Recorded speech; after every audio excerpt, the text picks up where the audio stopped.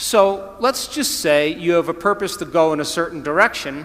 Your purpose signifies a direction, but your goals should always be in alignment with your purpose. And people who have goals in alignment with their purpose, their goals are a natural side effect of them being on purpose. What do I mean by that? Let's just say you lived in the United States, and you were living in Los Angeles, and your purpose was to go east. So you may set up the first goal to go from Los Angeles to Arizona. That's a short-term goal. And if you arrived at Flagstaff, Arizona, you would know that you were on purpose. Yes? And then you said, okay, my next goal is to make it to Santa Fe. I should say New Mexico. And if you arrive there, then you may go to Amarillo, Texas, and then, of course, Little Rock, Arkansas. All of these are in a direct alignment with going east, and then finally to Atlanta, Georgia. And if you kept clear on your purpose and you kept clear on your vision, then those goals would be a natural effect of you being on purpose. How many people are with me? So when you set up the goals in alignment with your vision or your purpose, and you arrive at your goal, that's how you know you're still on purpose. So then what about getting healthy? You may say, okay, I want to lower my heart rate. That's one of my goals. I want to lose, 10 kilos. I want to have more energy. I want to wear a new wardrobe and have a new relationship. This is the short-term goal at the beginning, and the long-term goal is at the end. And as long as you keep making the same choices, demonstrating the same behaviors, reproducing the same experiences, feeling the same way, you'll arrive at all of those goals. What about becoming abundant? You may say you want to be wealthy, and to me it doesn't matter. Wealth is a state of mind. You may want to start a new business. Once you start that new business, you may want to hire 2 new staff employees in 6 months. Then you may say you want to buy a company vehicle.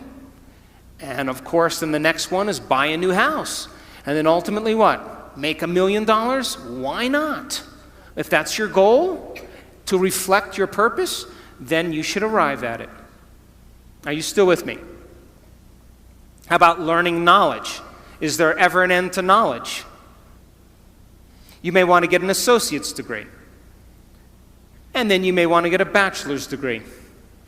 And then you may want to get a master's degree. You may want to get a doctorate degree. And then you may want to finally do research. But all of those things are in alignment with your purpose, is it not? So what about this? Exploring space. Could you then, we placed a monkey in a spaceship. That was our first goal. Then we created satellites. And then we made it to the moon. And now we got technology to explore Mars. And then, of course, a distant planet. And ultimately enter the galaxy. So it would look like this.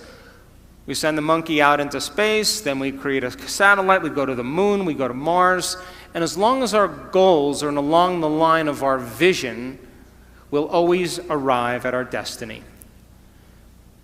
Now, I want you to understand that there is a very specific formula for excellence. And the formula requires a person who has a clear purpose. But there are 2 other ingredients that put this together.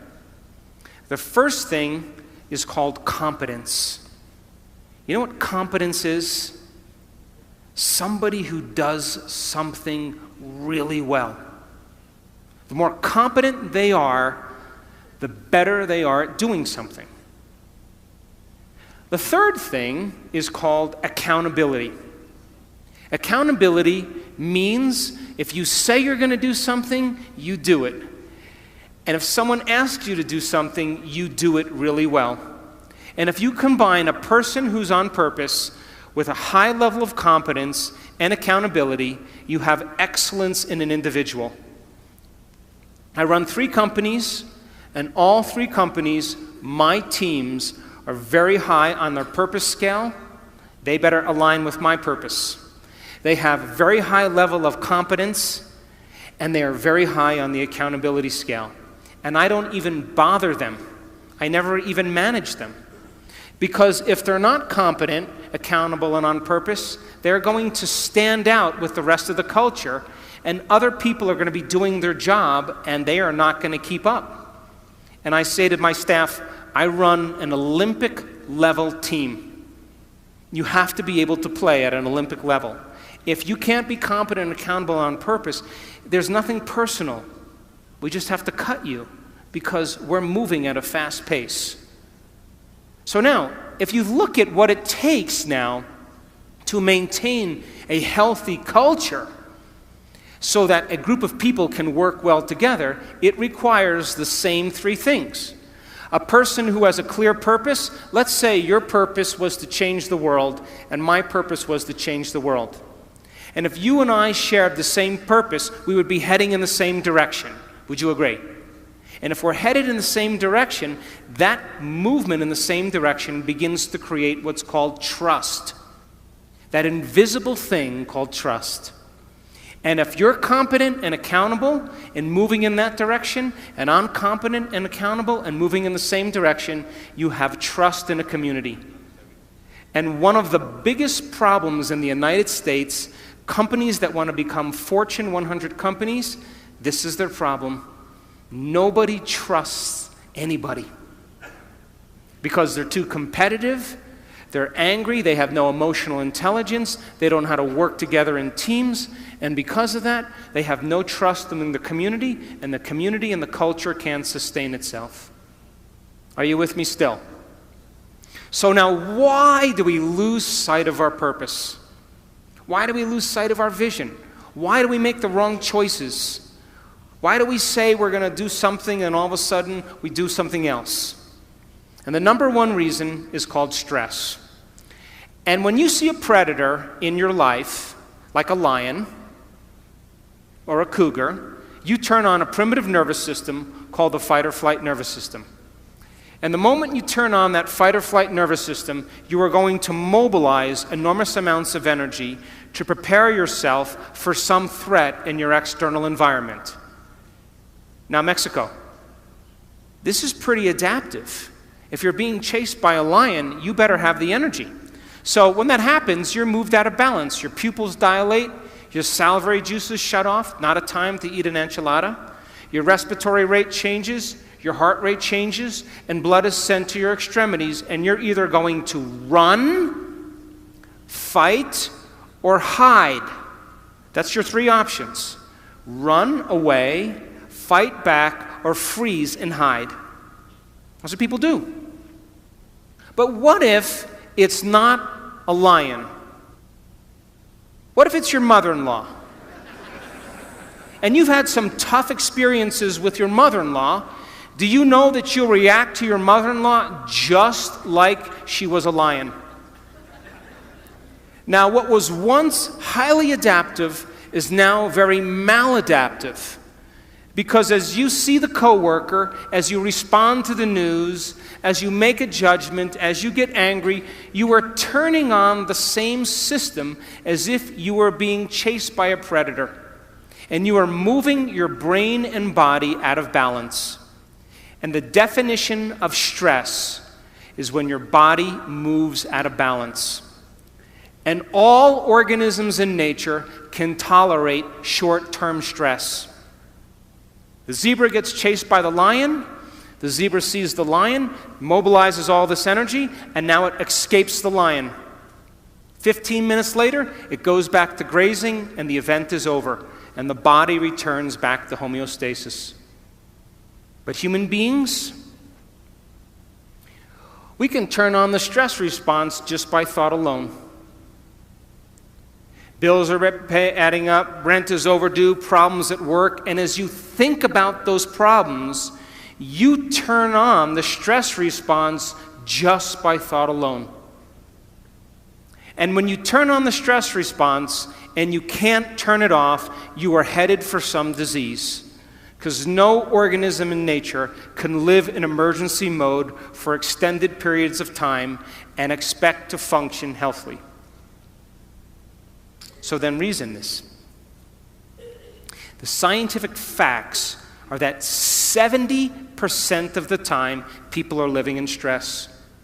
And when you live in stress, it's not a time to create. When you live in stress, it's not a time to be defined by a vision of the future.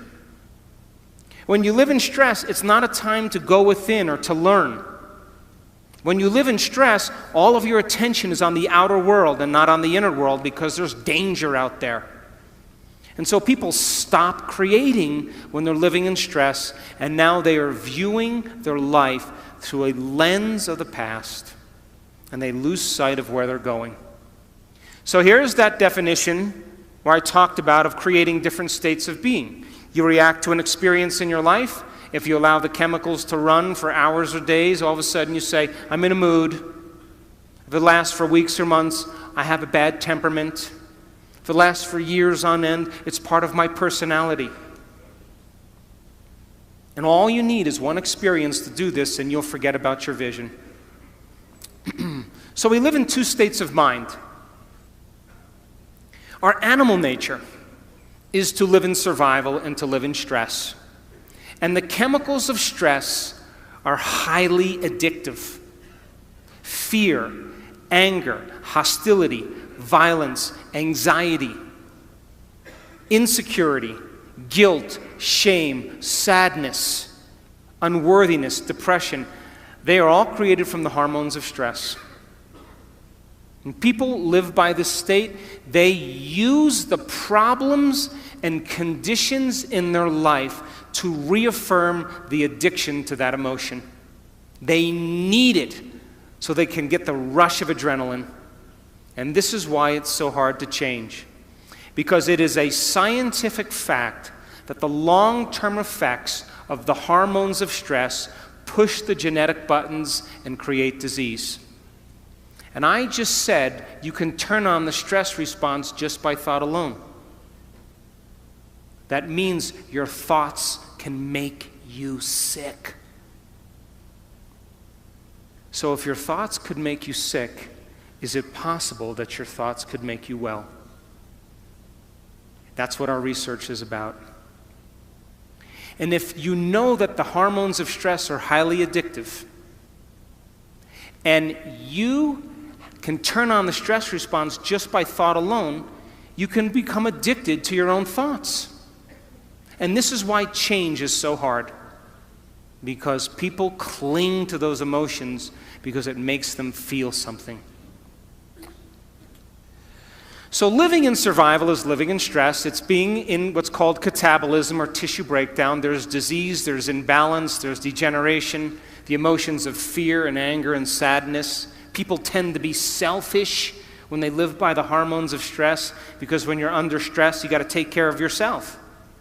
So keep putting things bad on the news, keep creating fear, keep showing war, keep people feeling less than, and of course, they'll stay selfish and never create community.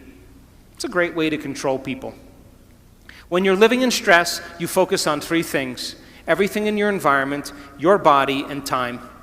Because if you're being chased by a lion, you're going to put your attention on your body, you're going to become aware of where you're going to run in your environment, and you're going to think about how much time you have. And if you live by the body, the environment, and time, you are not being defined by a vision. Because a vision has nothing to do with your body, the environment, and time. It has to do with a thought. So then you're in emergency mode. You'll get very object-focused. You'll focus on something over and over again. How many people have problems and you keep thinking about your problems over and over again, over and over again? That's how survival works in the brain. You keep focused on your problems. You feel separate from possibility. You define reality with your senses. You're living by cause and effect. You don't see any possibilities. Of course, your brain and heart are incoherent. We've measured this thousands of times. In other words, when you are impatient and you're frustrated and you're angry, your brain gets out of balance. And when your brain gets incoherent, you get incoherent. We measure people's hearts. We just came from a beautiful event in Cabo San Lucas in Los Cabos, 500 people, training them how to train their brain and hearts. When you're